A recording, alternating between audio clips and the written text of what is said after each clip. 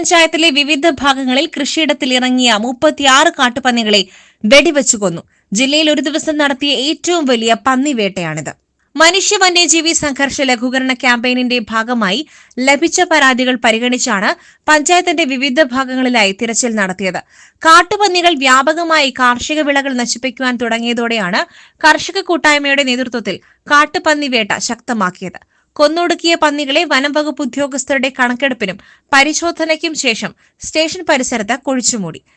രാത്രി കാലങ്ങളിലും പകലാണെങ്കിലും ഈ പന്നിക്കൂട്ടത്തെ കാണുമ്പോഴാണ് ഇതിന്റെ ഭീകരത മനസ്സിലാവുന്നത്.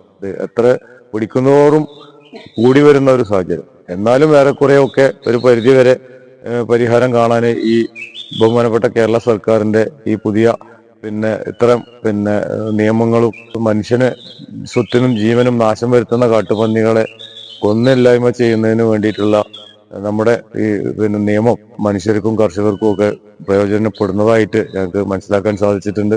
ഡിഎഫ്ഒയുടെ എം പാനൽ പട്ടികയിൽ ഉൾപ്പെട്ടവരും അംഗീകൃത തോക്ക് ലൈസൻസുമുള്ള വിദഗ്ധ ഷൂട്ടർമാരുടെ നേതൃത്വത്തിലാണ് പന്നിവേട്ട നടത്തിയത്.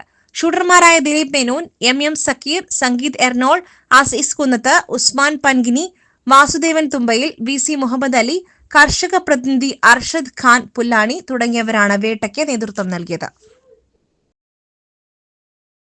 SS Gold, Pure Gold. SS Group, Nilambur.